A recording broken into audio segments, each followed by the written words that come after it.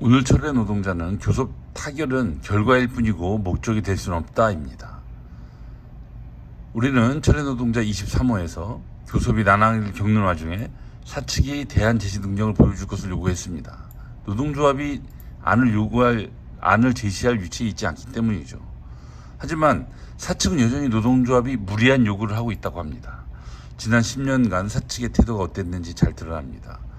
그렇다면 노동조합은 과연 타결을 목적으로 교섭하는 걸까요? 타결 자체가 목적이라면 백지 위임이 가장 확실하겠죠. 노사 간 교섭에서 쟁의 없는 타결을 노사 상생인 것처럼 얘기합니다. 하지만 교섭 결과는 노동조합 요구안이 얼마나 관철되었는가에 따라 성패가 나뉘는 것이지 상생이라 할 수 없습니다. 상생은 사측이 이 정도면 됐다고 할 때 주로 쓰는 자화자찬일 뿐입니다. 이처럼 노동조합의 요구안을 최대한 반영하기 위해서 부득이하게 쟁의가 필요할 때가 많습니다.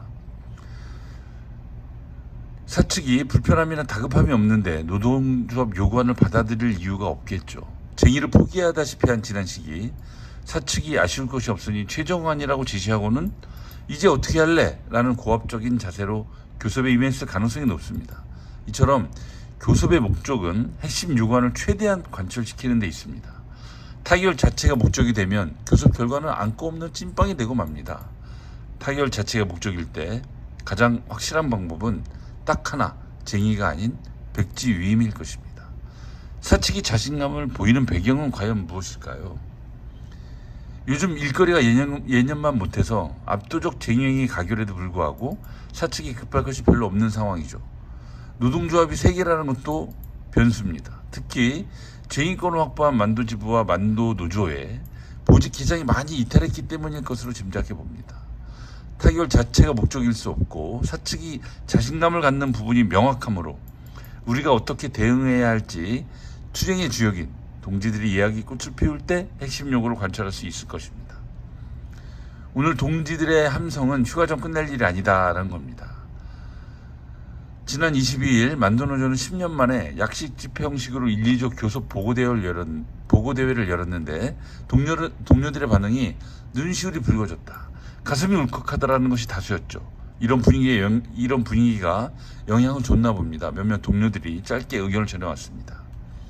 지난 10년 동안 휴가 전에 반드시 타결해야 하는 법칙이라도 있는 것처럼 찬반 투표에 불려나갔답니다. 우리는 급할 것 없다. 완성차 끝나고 해도 된다고 얘기했지만 달라지지 않았습니다. 도무지 그 이유를 알 수 없었습니다. 작년도 마찬가지였죠.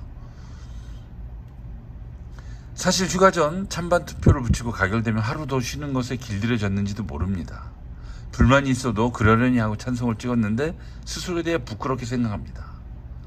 10년 만에 위원장 지부장의 각오를 듣고 나니 그래 이번에는 휴가 전 타결에 연연할 것 없다는 얘기를 많이 합니다.